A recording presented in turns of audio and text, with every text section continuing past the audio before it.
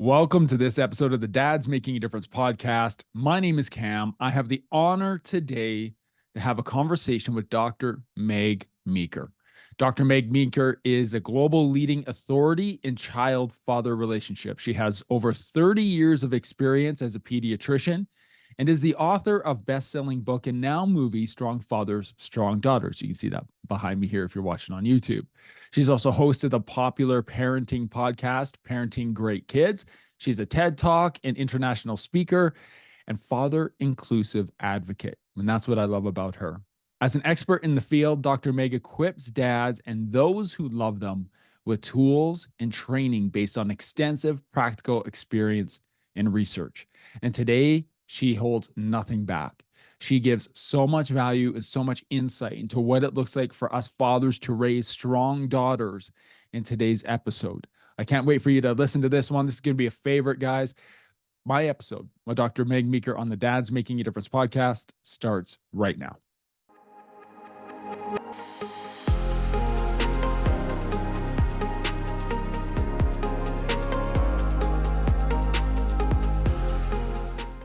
Dr. Meg Meeker, welcome to the Dad's Making a Difference podcast. It's an honor to speak with you this morning. Well, it's an honor to speak with you as well. And I'm so grateful to be on your show today. Well, I thank you for making the time. I was just sharing before we press record that when my daughter turned 5, one of the first books that was given to me by a man in my community was your book, Strong Fathers, Strong Daughters. And I dove into it. And at that point, she might have been a little bit young for me to start thinking that far, but maybe not. Because as my growth as a father has started and continues to happen, and I see my daughter grow in front of me, I'm like, I'm so glad I read that book. Yeah. And so selfishly, Dr. Meeker, I'm going to ask you a lot of questions today as a dad of a 12-year-old daughter and a 9-year-old son. And I hope that's okay. Perfect. Perfect. Because a lot of the questions you have are a lot of questions other dads have. And I wanted to say about reading the book, it's really never too early or never too late, because I interviewed a lot of women and a lot of girls for this book. And what I found was the same response from every woman. It was one of two responses, whether they're little or old. And I'd say, can you talk to me about your dad? And they'd either gush about their dads, whether they're 15 or 55, didn't matter, or they burst into tears. And I thought, the impact and the power of a dad and a daughter's life begins when they're really an infant and doesn't end even after he dies. So it's really never too early or too late to improve your relationship with your daughter. No, I appreciate that. Your book, Strong Fathers, Strong Daughters, really focuses on that father-daughter relationship piece, and you share about the relationship that you had with your father. Can you share some insights on how fathers can strengthen that bond with their daughters, especially during, my daughter's 12, the preteen and teenage years? So maybe use some of your experiences with your own father in doing that. Yeah, you bet. And I wanted to say to dads out there, it's not that hard. It's very intimidating, particularly during the preteen and teen years. But you're trained to think that your daughter's going to turn into a monster when she's a teenager and hate you. That's not true. Every daughter wants more with her dad. Well, my dad had a profound influence on my life. My dad was very quiet, didn't talk a whole lot, smoked a pipe. I don't know if anybody smokes pipes anymore. And he was a very committed family man. And he didn't sit down and talk with me about psychology and my feelings a whole lot. But I always, always knew that he loved me and he had my back. How did I know that? I don't know. Yeah. He felt it and he knew it, and it came across to me, and it came across to my siblings as well. And I always knew that my dad was right there behind me.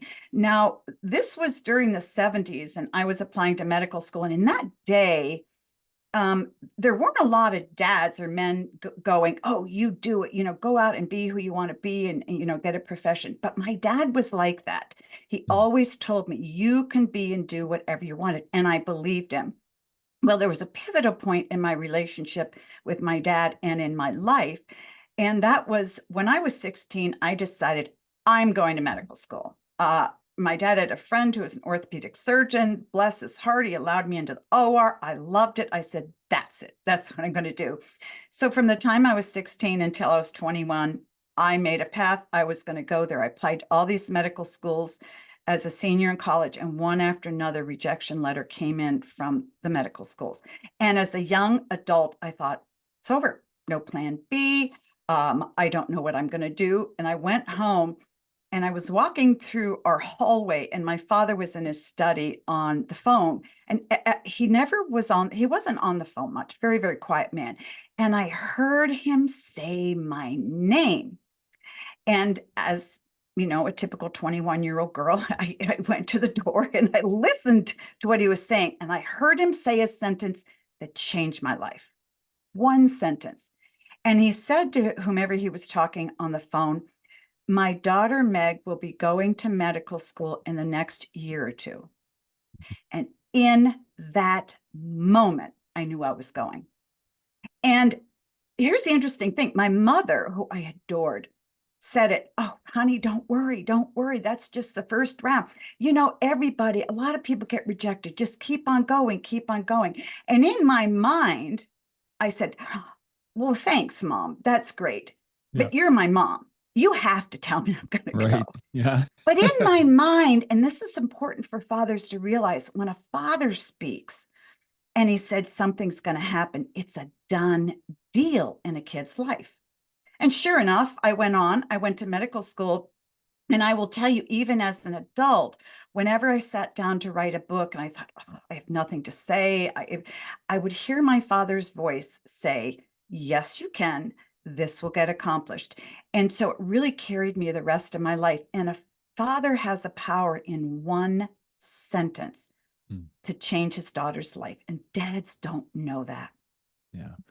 The power of words, Mm-hmm. the power of words and presence. It's something that I've been challenged to be much more aware of. And in Mm-hmm. reading your book, honestly, part of it was when my daughter is going through these different stages in her life. For me, I can see my little girl growing up, but Mm-hmm. for her, every experience is new. Right. It's either a celebration or a challenge or something she has to overcome, and it's fascinating for me as a dad to watch. But there are moments, Dr. Meeker, where I think, what do I say? Yeah. Like, I don't want to say the wrong thing. I want to say the Right. right thing. And what encouragement would you have to the dads who are worried right now? They have this pressure on their shoulders, like, I need to do the right thing. Mm. There are only four things that your daughter needs from you. And it's simple, but those are often the hardest to give. Stop worrying about being perfect. Your daughter doesn't want you perfect. Your daughter, in your daughter's eyes, already today, you're good enough. You have what it takes to be a great dad. Okay. And so don't get all gnarled up in what you're going to say. You're going to say stupid stuff or what you're not going to say. You're going to forget to say good stuff. That doesn't matter. Again, your daughter looks at her relationship with you through very different eyes than you do. Mhm. You look at your relationship with her as she was, I don't want to fail. Your daughter never thinks about that. You walk into a room and within 15 seconds, she figures out what kind of mood you're in. So she has to figure out, is he going to pay attention to me or not? And Mhm. you're all worried about what you're going to say. Yeah. Don't worry about it. Just be who you are. But there are four things really. There's attention and affection, affirmation, and acceptance. And if you get two of those right, you're a great dad. Yeah. So I think that dads feel so much pressure to be and do certain things or just to do certain things, but don't worry about that. Focus on being a good man to your daughter. And if you're afraid to say something, don't say anything. That's okay. You know, dads can be great listeners. They don't need to talk as much as moms do, and that's a good thing. So just ask her a question, stand there and listen. Yeah. That's what she wants. She wants your attention. That's all. Yeah.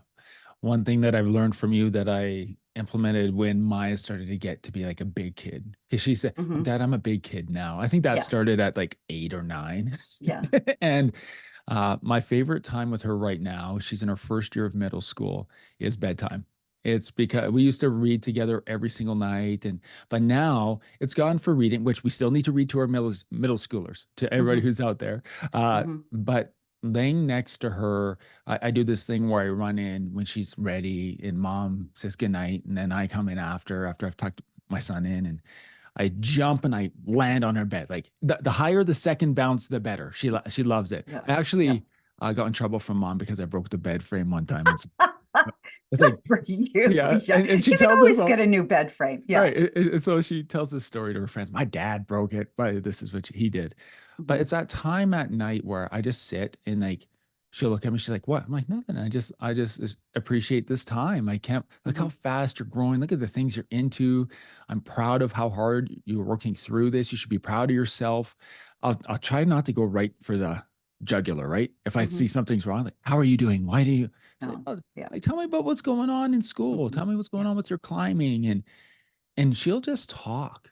Yeah. She'll just talk. And I think in that is what I've learned in that is that sometimes as parents, we need to just give space a Yeah. little bit, give space for our kids to be themselves and not pressure them. Uh, Hmm. what have you found in like your extensive experience with parents and working with kids and the things that you've learned? Hmm. A lot of kids will go through ups and downs, and especially in those teenage years. And in those moments where I lay down next to my daughter, she's good. There's going to be a time where she's probably not super comfortable with that. And I Hmm. understand that. How do we Hmm. navigate those times as parents where maybe it's a little bit harder on us than it is on Hmm. our kids? Hmm. I think it's really important to always remind yourself of this when your kids begin to go through those periods where they push back. And Mhm. pretty soon your daughter, maybe not, she'll walk down the stairs or into the kitchen and you go to give her a bear hug and she stands there like, Dad, get away from me. This is creepy. What are you doing? Don't take her personally. Yeah. What she's saying is, Dad, I feel really uncomfortable about who I am. Dad, this is just weird. Dad, I want to hug you again, but I'm too tall, I'm too skinny, I'm too stupid, I'm too whatever. And at that point, you just look at her and you smile and you touch her on the shoulder and you go, It's okay, honey. Mm. But when a daughter begins to reject you, unfortunately, a lot of dads, particularly like really good dads, go, Okay, that's okay. I'll back out. Don't Yeah. do that. Touch her, the affection part, touch her, but maybe don't give her a bear hug and certainly not in front of her friends. I think you're really on to something with the bedtime. Mm. Rather than lying down or jumping on her bed, sit at the end of her bed, or sit in a chair next to her bed. But don't back off because this is kind of weird, but the snarlier she gets, the more uncomfortable she gets, the more she's crying out, Dad, Dad, Dad, do you still like me? Okay. Dad, I'm so uncomfortable with myself. And if you pull back and say, yeah, you should be uncomfortable with yourself, not literally, but Yeah. your body language says that, then that reinforces in her that she really has something wrong with her. So right at the time where your daughter is telling you get away, don't. you Mm. you have to move in. She's not talking to you. It's Yeah. all about her, so never take her personally. Yeah. I appreciate that advice. I start to see a little bit of a shift in Hmm. her. And just some context is I've worked in education for 17 years. And so Hmm. I've worked elementary school, middle school, high school, and I'm an administrator of a high school right now. And I've seen changes in youth. And I've also seen youth who have come from families where parents weren't always there, and Yeah. parents who maybe in times where the kid pushed back a little bit, Hmm. they backed off, and They they did. backed off a Yeah. lot. Hmm. And it didn't help. No, It didn't makes it help. worse. But Yeah. see, we are trained in America, probably not in Canada, but we are trained to believe that the teen years are horrible, Mm. that our kids turn into these non thinking, non feeling, rebellious people who don't want us. Where did we get that idea? My husband and I have 4 kids, they're grown now. I love the teen years because we treated them as though they were good kids. If you talk up to your kids and don't talk down to them, and don't get preachy, and don't get arrogant, and don't act like the know-it-all, even though you know a lot more than your teenager. They will come to you because teenagers want to talk. We're just not asking the right questions, or we're not asking questions at all. So when for instance, your daughter comes home and she's 16 and she's got this horrible boyfriend Yeah. that you can't stand, and that you want to say, what are you doing? Get away from him. Don't you understand he's a jerk? Invite him over for dinner. Mm. And you talk to him and you just swallow hard. And then afterwards, rather than tell your daughter, don't you understand what a creep this guy is? You ask her questions. Honey, I'm so glad that you brought him over. What do you like about him? What do you dislike about him? Let her talk, because once we ask good questions and let them talk, they come to good conclusions. But if we go in there and just start telling them what to do, and it's counterintuitive, it really is. Yeah. It doesn't feel like you're being a good parent, but continue to ask the right questions and don't be preachy. Your kids will tell you all sorts of stuff because they really do want to talk. Yeah, they do. I see that in my son as well. He's 9. Hmm. Last night, he couldn't fall asleep because it was windy, because the weather was blowing in, like I shared with you. And I didn't know why he's terrified of wind, but I learned last night that, he's like, when I used to read the little I Survived books about the tornadoes and the hurricanes and all these things when he was like kindergarten, grade 1, like I Yeah. was like, okay. So, Hmm. but I learned so much just sitting and listening to him before Yep. bedtime. It was 9:30 at night, and his mom comes. He's like, it's time for to sleep. I'm like, Yeah. just give me a moment. Give me a Yeah. moment. It's Yeah. coming out. Like you Yeah. start to learn. Yeah. Um, right now, and I want to continue talking about like raising daughters right now, because you do Hmm. have another book, Raising a Strong Daughter in a Toxic Culture. Hmm. And that book for me was eye-opening in that I feel that I have a responsibility to do certain things, but I also have Hmm. to give her space in developing. Hmm. Um, what are some of the most significant challenges that you've seen in your experience in working with families, that kids and parents are facing today? And how can we effectively navigate that in a way that Hmm. ensures that we were just taking care of our kids? Yeah. Yeah. Well, by far and away, the number one issue for girls, and the thing that harms them the most, are cell phones. Hmm. And I've never met a parent who wants their daughter to have a cell phone. And the reason I say cell phones is because social media is horrible. We have all the studies. I had a child, 15, beautiful girl, try to commit suicide. And she told me, because she felt so bad about herself on social media. And Oh, when I tried to tell her and her mother she needed to be off, we need to put her on a diet, both of them said, but we can't. All her friends are there. And so, by far and away, the biggest issue is cell phones. The longer you can keep your daughter off of 24-hour internet exposure, the yeah. better your relationship with her will be, and the better her relationship with everybody else will be. Some people always say, well, what's a good time to give a daughter a cell phone? And I heard once, when you're ready for her to see pornography, because 50% of girls on social media see pornography. When you're ready for anybody out there to see her, it's the number one or number two place for sex trafficking is Instagram. Yeah. And when you're ready for her to be exposed to things you don't want, then give her a cell phone. But here's people go, well, I can't. Yes, you can. But here's the thing, screens are with us forever and ever, but give your daughter a healthy alternative. Okay. So if she's on her cell phone every evening or all Saturday long or all Sunday long, take her and do things, Mm. take her and do things. My dad used to insist every summer that we go fishing for 2 weeks in northern Maine. Um, and when I was a teenager, I just thought, I can't, I can't, I can't. I mean, I would scream and yell, but we did. And during that time we fished. We didn't have, cell phones or anything, but we would sit in a canoe and I would smell my dad's pipe smoke. And we would paddle along and we fish, and my siblings and I would, and it was quiet.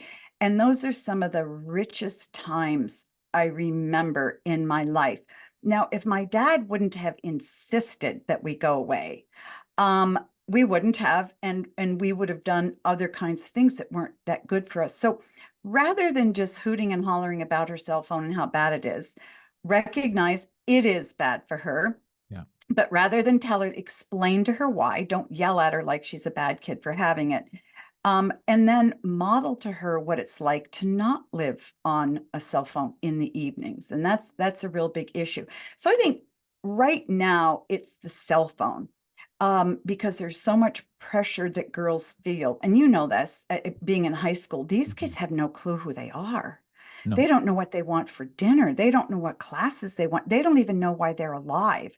And so you give them a powerful influence like that, and a lot of other bad behaviors stem from it. They become sexually active. They start flirting with boys. They start hanging around with the wrong crowd. They start dieting too much. So give them good time and presence with you, and encourage them to dial down on their cell phone use. And you're off and running then. Appreciate that. Mental health in children and teens is such an important piece of the picture now. I see this, yeah, in my work. You mentioned Mhm, cell phones. You see a kid and there's a 90% chance they're looking down at their phone in the mhm, hallway, wherever it is. We don't have a cell phone policy in our schools. This is an ongoing conversation. But when you talk to youth who have their phone all the time, say, what help do you need with overcoming like being on social media all the time? They just tell us we can't do it. Well, we can't just tell you you can't do mhm. it. Well, take it away. Well, if we took away your phone, how would you react? But they are actively seeking the adults in their life to tell Exactly. them, "Don't do this." Exactly. I have put a number of girls on social media diets, Mm, and it takes time, but you dial it down a little bit. I have never had a girl say she felt worse. They always say they feel so much better. So, because think about that. If you're on the internet all day and you're surfing and you're looking, you get off of it and you go, oh, what, I just feel terrible. That's how yeah, girls feel after social media. But once they pull that away from their lives and they start talking to their friends or face to face and doing active things and engaging their families, they feel so much better. And so when we fail to say no to our kids, at least to certain hours of the day on their cell phone, we are saying to them, it really doesn't matter. We are failing to help them have a good life, mm, because parents, I don't want to punish my kid. It's not punishment. It's not punishment. yeah, It's helping them have a really good and happy life. I have a great parent and great kids in my practice I saw recently, and mom was saying, she came in for depression. Great kid. mhm. And mom sort of, behind me, gestured, pointing to the daughter's cell phone. Talk to her, talk to her. This kid was on her cell phone 70 hours a week. Wow. And I thought, how do you do anything for well, she just had it on and she'd always be looking down. No wonder she had depression. But I thought, well, why is she on set? Why are you allowing this? I mean, it's she's 15. You own the phone, you know, have the chutzpah and have the guts to say, you know what, I love you too much to allow this to happen. Mm, So when you come home at night, the cell phone and my cell phone, everybody's goes into this basket that's up high on a shelf for an hour or two, you know, and kids won't feel punished if you do it too. As a mhm. matter of fact, kids want off their cell phones. Yeah, They absolutely do, but they feel that nobody's going to support them and make it happen. And the thing is, parents say, well, let your kid regulate it. They can't regulate it. It's yeah, addictive. It's yeah, supposed to be addictive. I have a hard time. yeah. A couple days ago, I was on the internet looking for 2 hours for wallpaper. What a waste of time. And Yeah, I'm a grown up yeah, that's a pretty disciplined person. yeah, So a kid can't do it. And that's where parents need to come in and say, okay, we're gonna switch gears here. yeah. When I reached out to the men in my community with Dads Making a Difference, and then I have another group from Fight the Dad Bod, and I Mhm. said, "Hey, I have the opportunity to have a conversation with Dr. Meeker. What should I ask?" And one guy brought up Strong Fathers, Strong Daughters, and he's like, "That book was terrifying. Like, it was a terrifying book." Oh, I'm like, "How so?" He's like, "All the things that like." Dr. Meeker dives into in the book. And I'm a little bit overwhelmed. I'm like, are you terrified, or do you now feel informed and that the Yeah. veil's been pulled back? And now you're like, oh, Yeah. we got some work to do. And that's Yeah. how he felt. Yeah. But one of the questions, his name's Derek. And so he wanted Mhm. me to ask you this, if you don't mind. What are the signs parents should look out for that might indicate that their child is struggling with mental health issues? Great question. Well, first of all, I don't know if it was Derek who said that about my book.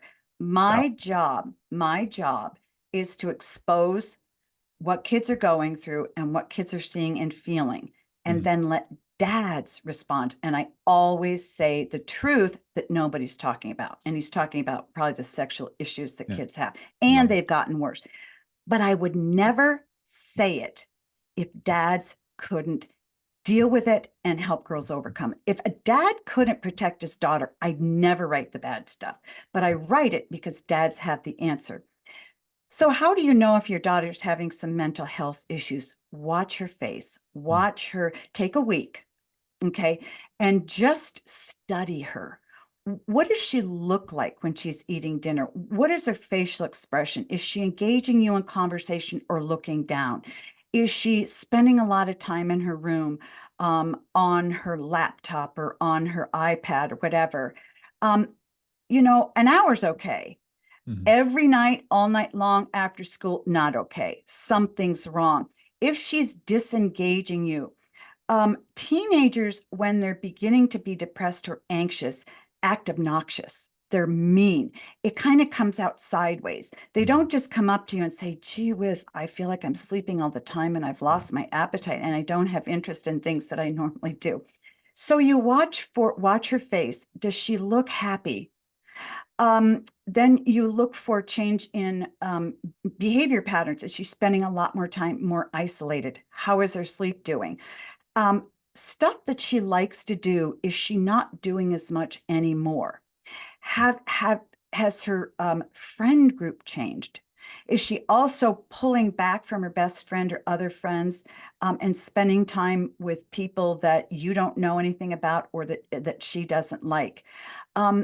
Looking for those kinds of things, and use your gut. If you're wondering if your child has a mood disorder, they probably do. Mhm. Because if your child's happy, you don't worry about it. But if you see them sort of going down and getting worried about being at school and worried around their friends, attend to it, because it may be the early stages, but attend to it. Here's one more thing that I always do with kids in my practice is as we begin to start the conversations, I say, do you ever find yourself worried about a lot of stuff? Worried at night? Why are you not sleeping? So forth.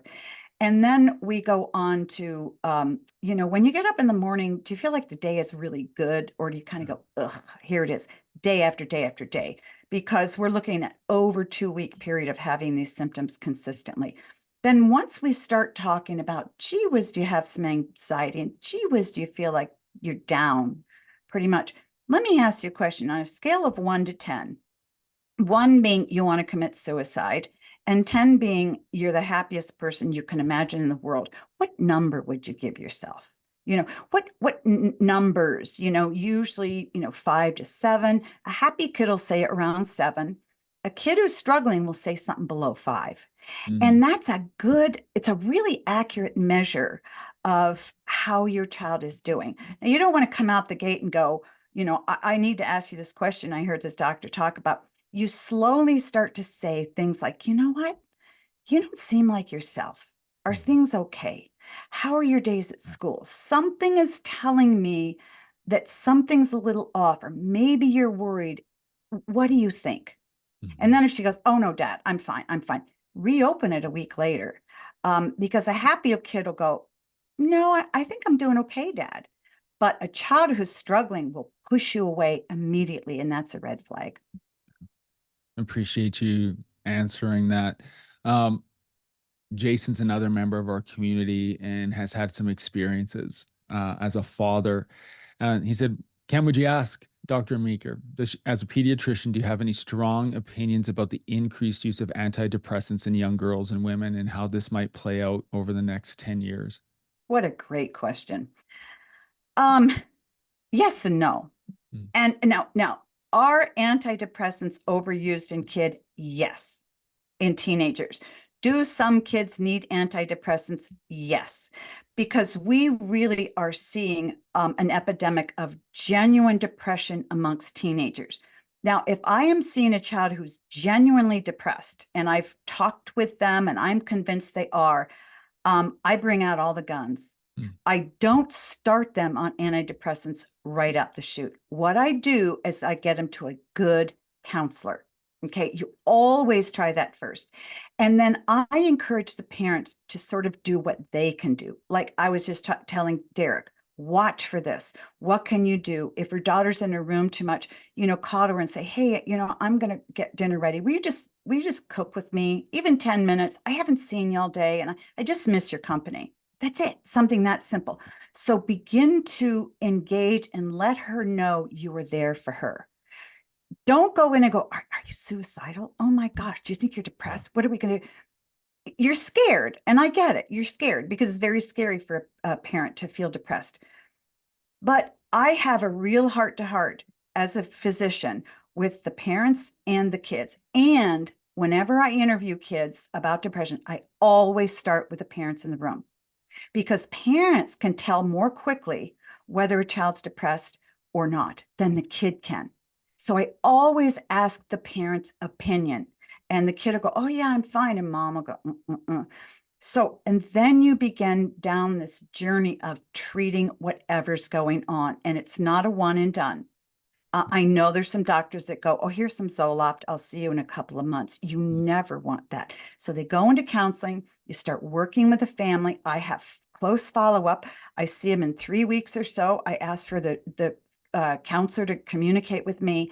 And then if they're not making headway and depression is interrupting their life, they're having a hard time going to school, they're not communicating with their parents, then I talk to parents about antidepressants. Mm. And I explain the pros and the cons. A lot of kids respond very well to antidepressants. I always start with the lowest dose, but you never want to go on an antidepressant if the parent isn't watching closely, because sometimes, and it's not very common, sometimes it can make kids worse. Mm. So a parent really has to be on the ball. A parent has to be engaged. And so, in answer to a great question, they're overused. And in many situations, they're maybe underused because depression is life threatening. Mhm. And I've had kids commit suicide. I've had kids try to commit suicide. And if a kid comes into my office and says, I'm depressed, I'm going to take them seriously. And Mhm. I pull out all the guns and I tell them that. And I also say, there's an answer. Depression's treatable. Thank you, Dr. Meeker. You mentioned you look at the parents, and the parents more or less is the expert in knowing their kid and being Mhm. able to read off them. And I want to talk about the parent influence over this period of time, 12 to 19, maybe beyond, but Mhm. parental influence versus peer pressure and Mhm. some of the things that we'll navigate specifically with things like drug use and sexuality, academic performance, fitting in, Mhm. and where does parental influence take over when simultaneously on a parallel journey they're going through the education system, which, yeah, Mhm. I work in, but I have a lot Yep. of questions about. Yep. Yep. And what is the role of education and parental influence in educating our daughters about these things, drug use, sexuality, Mhm. and academic performance? Mhm. Well, every study I've ever read says that the number one influence in a teenager's life is not peers and it's not teachers, it's parents. Mm. And so but parents abdicate that. They go, well, they're in school and it's all about peer pressure. No, it isn't. Your kid wants to know that you're their ally, not their friend, their ally. And they're not the bad kid. And you're not, a lot of parents will talk to their teenagers like they're just waiting for them to screw up. Don't talk to your kid like they can stay away from the wrong guys. They can stay away from drugs because a big part of them wants to. But again, like with cell phones, they don't feel that their parents are on board with them. And so they try to live this sort of separate life from their parents and don't do that. And again, what do I mean by parent influence? Spend some time with your kids, relax them. You don't need to talk to them. Watch a television show, go for a bike ride. Don't worry, just be there. Talk to your kid as though they're not the problem. Mm. It's the culture that's the problem. And so often we talk to our kids like, oh my gosh, there you are with your friends and all that peer pressure. Why can't you resist it? That's really not the problem. The problem is often that parents don't feel like they're really linked arms with their kids. But once you communicate to your kids that, you know what, life is really hard. It's a lot harder for you than it was for me. And my job as a good dad is to stick in there with you. A lot of questions you're going to have about drugs. Honey, drugs are horrible. They're terrible for your brain. And you know that. So my job is to just help you stay away. Don't preach to them about how it's going to rot their brain. That's kind of my job in Yeah. my practice. No, but shift your attitude and shift your mindset. Yeah, they may have some friends that are awful. And yeah, your daughter may have a guy 2 or 3 years older who's going to push on her to date her and have sex. But ask her again, what do you like about the guy? Don't go, stay away.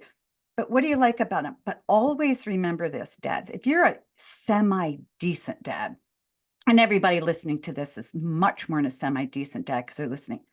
Whenever your daughter meets a guy, friend or a boyfriend, she compares that guy to you. Mm.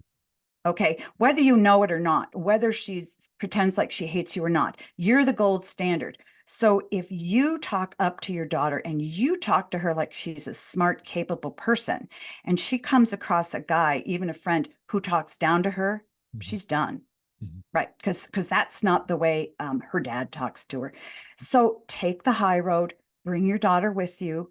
I expect her to do very well, expect her to want to talk to you, and let her know she's not the problem. It's you and her against a culture, even some teachers, that's trying to take her in the wrong place.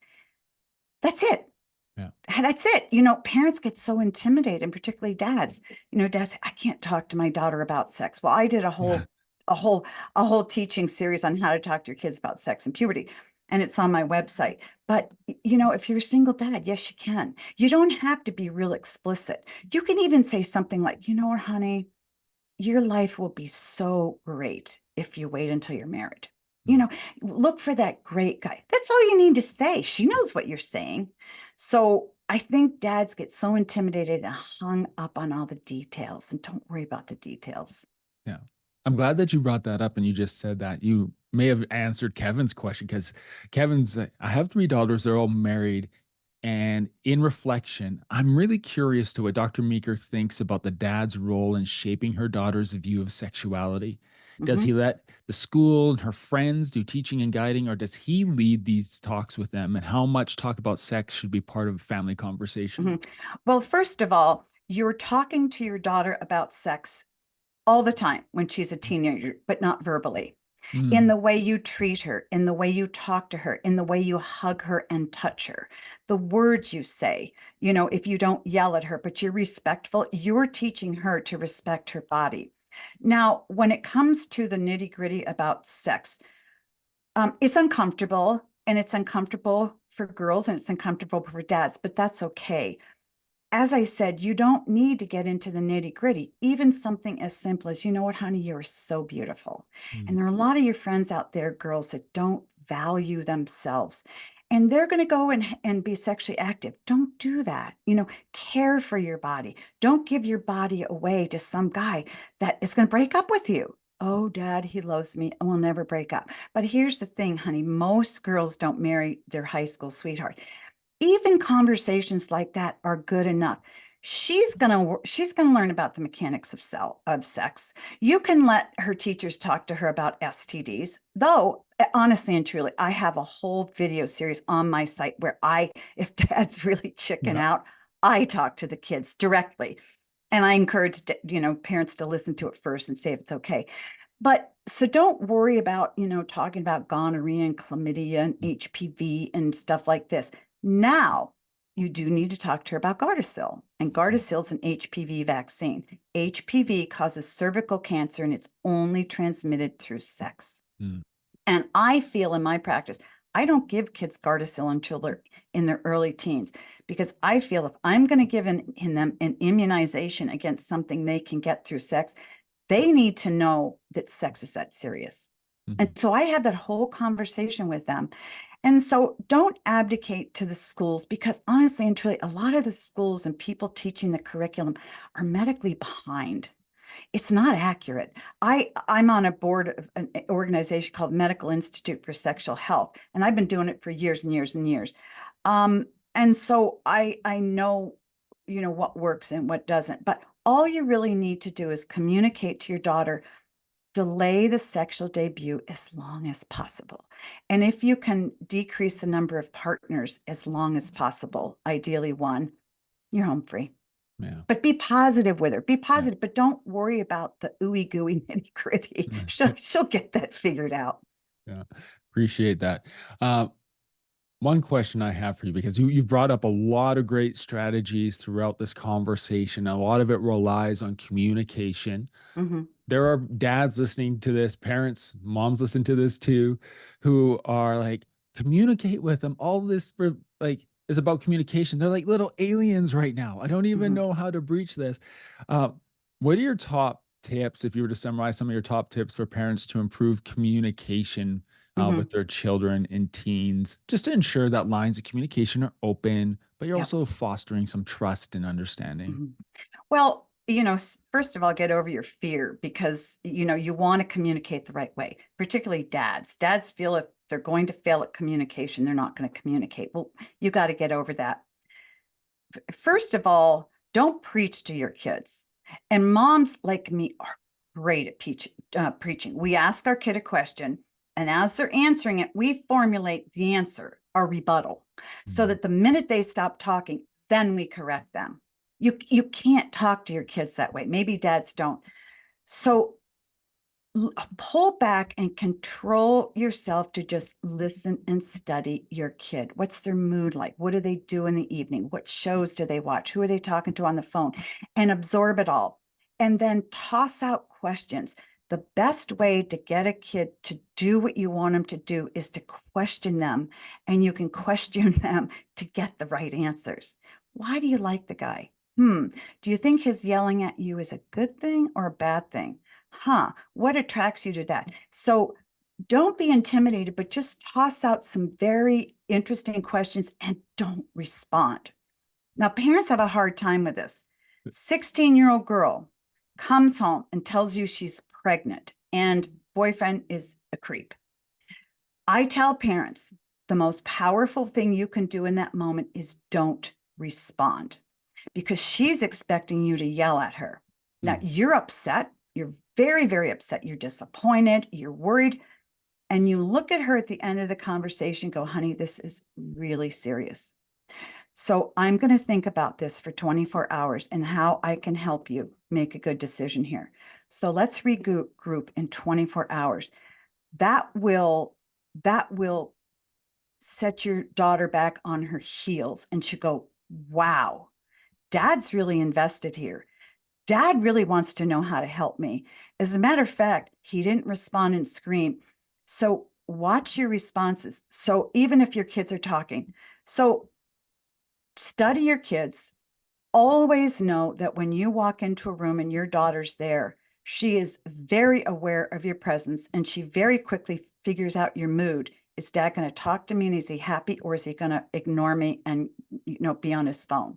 And so watch them and look at their face and touch them, and you'll get so much information. And then just ask very simple questions. Don't worry about what you're going to say and say the right thing.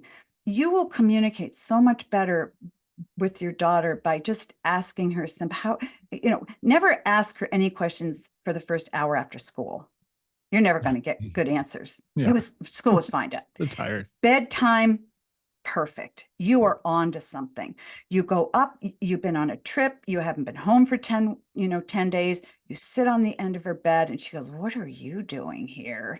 And you go, you know what, honey, I haven't seen you. I haven't talked to you. I just want to be with you for a minute. Is that okay? And then you say, ask a specific question. How is your friend Carol in your class doing? I know you said she was struggling. Mm. Ask a question about a topic she talked to you about in the past month. Right? If she made a comment about a kid in her class or a teacher making a face or whatever, ask her about that. And then she'll know, boy, my dad really listens to me. Study and listen, and then comment, and then direct, and then choose the right time of day. You know, Mhm. and I want to say something too. I know I say too much. Don't worry about talking to your daughter for a half hour. You can accomplish a tremendous amount by sitting on the end of her bed in 10 minutes Yeah. because you touch down.